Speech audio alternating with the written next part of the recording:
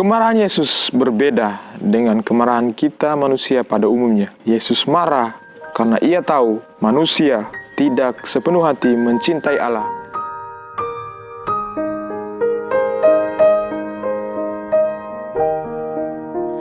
Pembacaan dari Injil Yohanes.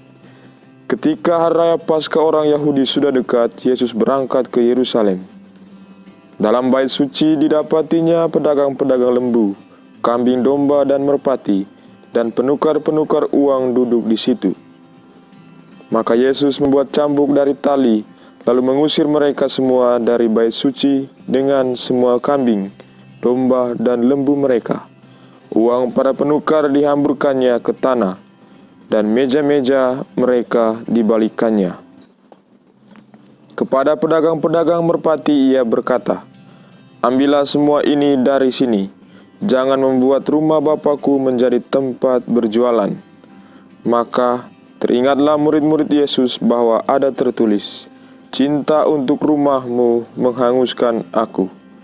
Tetapi orang-orang Yahudi menentang Yesus, katanya, "Tanda apakah dapat engkau tunjukkan kepada kami bahwa engkau berhak bertindak demikian?" Jawab Yesus kepada mereka, "Rombaklah bait Allah ini, dan dalam 3 hari aku akan mendirikannya kembali." Lalu kata orang Yahudi kepadanya, 46 tahun orang mendirikan bait Allah ini, dan engkau dapat membangunnya dalam 3 hari. Tetapi yang dimaksudkan Yesus dengan bait Allah ialah tubuhnya sendiri. Sesudah Yesus bangkit dari antara orang mati, barulah teringat oleh murid-muridnya bahwa hal itu telah dikatakan Yesus. Maka percayalah mereka akan kitab suci dan akan perkataan yang telah diucapkan Yesus.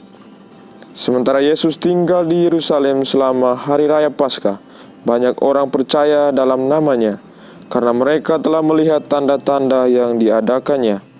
Tetapi Yesus sendiri tidak mempercayakan dirinya kepada mereka, karena Yesus mengenal mereka semua, dan tidak perlu seorang pun memberi kesaksian kepadanya tentang manusia, sebab ia tahu apa yang ada di dalam hati manusia. Demikianlah Injil Tuhan.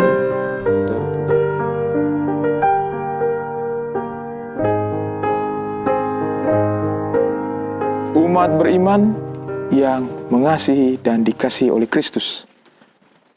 Kembali kita bertemu lagi dalam Aroma Sabda, dan kita bersama-sama bermenung bagaimana merayakan pertobatan. Bacaan-bacaan suci hari Minggu Prapaskah ketiga ini mengajak kita untuk bertobat, menyadari segala kesalahan kita. 10 perintah Allah sebagai larangan dari Allah yang diberikan kepada Musa, seolah mengingatkan kembali bahwa sering kita, sadar ataupun tidak, telah melanggar perintah-perintah Allah itu.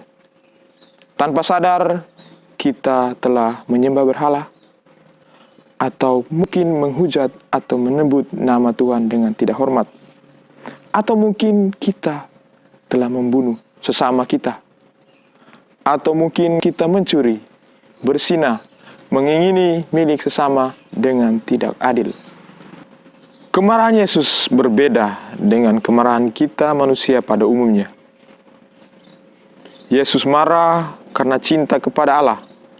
Yesus marah karena ia tahu manusia tidak sepenuh hati mencintai Allah dan sering memfokuskan kehidupan pada keuntungan dan uang.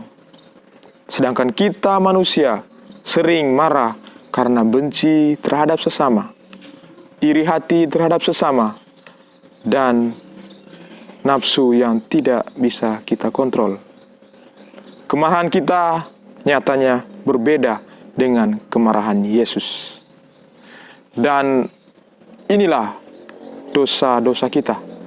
Selain melanggar 10 perintah Allah, kita juga sering tidak mencintai, menghormati Allah dengan sepenuh hati, dengan segenap kekuatan dan akal budi kita.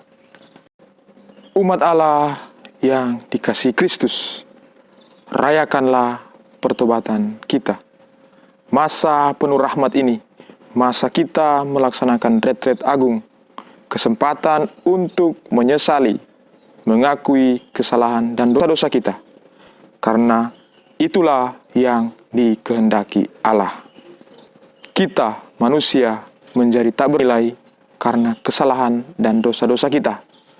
Tetapi pertobatan dan belas kasih pengampunan dari Allah membuat kita bernilai dan penuh makna.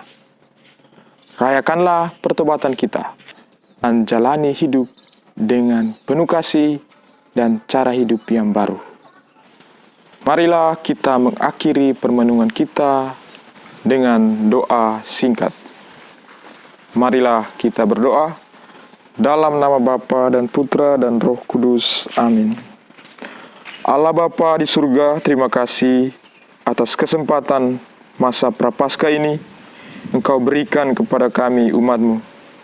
Bantulah kami untuk lebih peka, menyadari, menyesali salah dan dosa-dosa kami, agar kami dapat menempuh hidup baru dan merayakan Paskah Kristus dengan penuh sukacita. Bantulah kami sembuh dari luka-luka dan dosa-dosa kami, dan kami pun semakin teguh beriman kepadamu. Engkaulah Allah Bapa dan Tuhan kami, yang bertahta mulia di surga, kini dan sepanjang segala masa. Amin. Dalam nama Bapa dan Putra dan Roh Kudus. Amin.